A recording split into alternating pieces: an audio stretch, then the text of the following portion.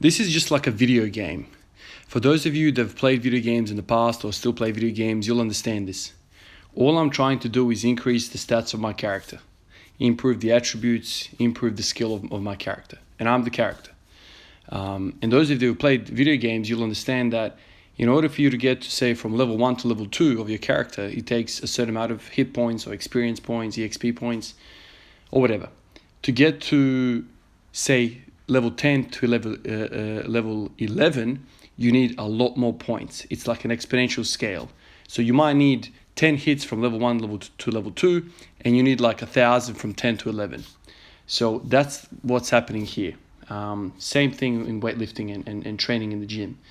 The amount of work that it takes you to get from level 1 to level 2 is not a lot, but to get even one level up from 10 to 11, it takes a lot of work.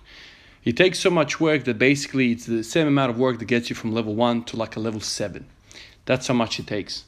And this is what's happening here. In order for you to get through that 200 to 250, say, squat, you need to do a lot more work than you've done in the past. And one of the criticisms that I have of myself often is that I'm not doing enough work to warrant the body to get stronger. Because this is the thing, the body doesn't want to get stronger. It's already pretty strong.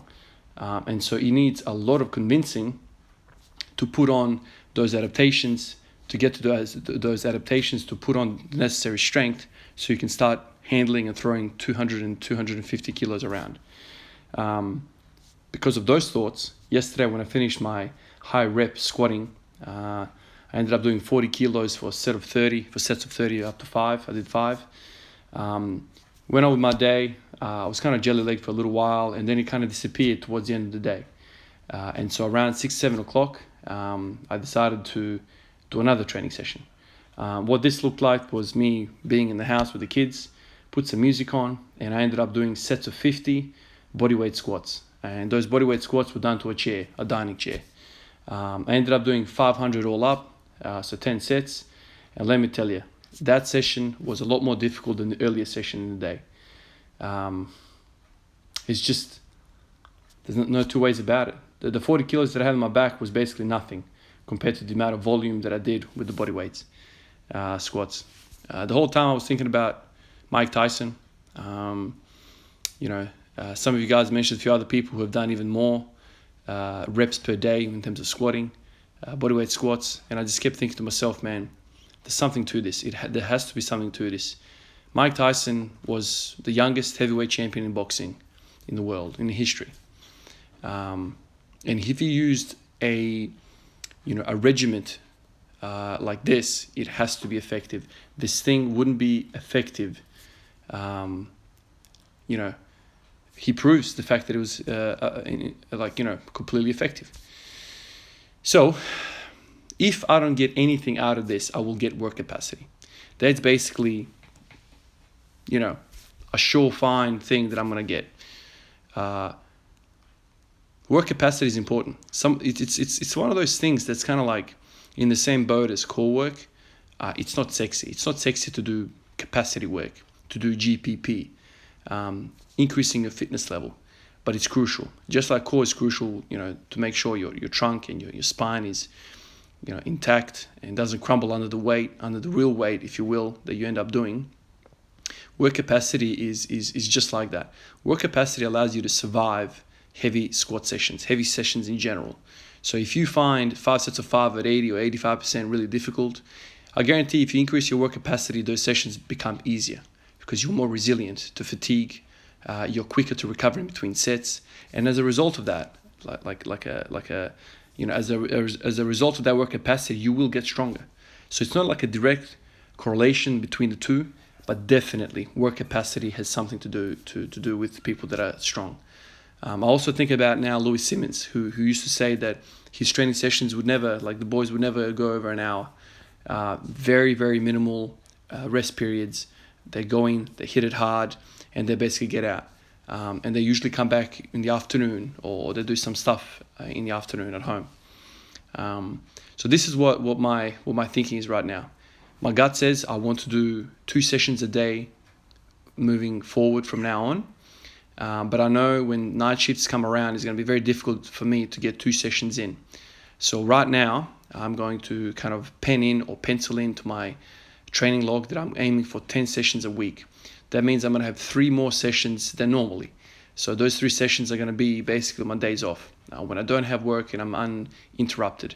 So it's going to be, I come in, I do the morning session like normal, and then in the afternoon I mess around with the kids, get a chair out and the dining table, and I do some bodyweight squats.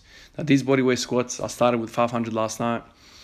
That basically destroyed me. I was sweating like a pig. I was working hard. The pump through the quads, the glutes was unreal. So I'm going to try and do that every single night. Now, this is basically no axial loading. This is fitness training. I kind of felt like a chick in a freaking class somewhere in the gym, bouncing around on those chairs. But I think there's a lot to gain from this. This morning I woke up, I've come in here, and I basically did some more bodyweight squats onto a bench. I did 3 sets of 50, warmed up, got a bit of a pump in the quads, ended up doing a whole bunch of sets leading up to 180 times 1. Now, my legs were exhausted. That 180 moved really slow, as you guys saw, but I got through it. Leading up to the 180, I ended up doing 3 with 160, 3 with 140. So that's usually more volume than I usually do. So already I can see the effects of just more, more mileage on the wheels. I feel like I'm already more resilient to the work, because when you do a set of 50 or when you do 1 or 500 reps, these things, man, sets of 3 and 2 and 1, man, that's a joke, man. It's not even a thing. So I know this sounds crazy for some of you guys. You guys have criticized me for doing too much volume already, but I can't get over the fact that if you want to go up and increase your character, increase the level of your character, increase the attributes and the skills, you have to do more work. There's just no ways about it.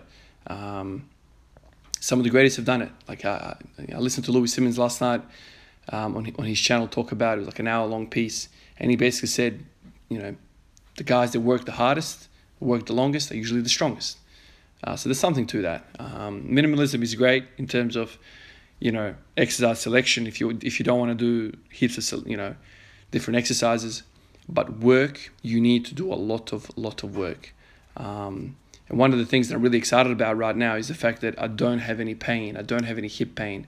I can just throw myself at this and work hard. And I love this stuff, and I love working hard, and I'm excited about the future and the gains that are going to come. All right, guys, that's all I've got. It is 6 o'clock in the morning. I need to get out of here and go to work. I'll catch you guys in the next one. Peace out.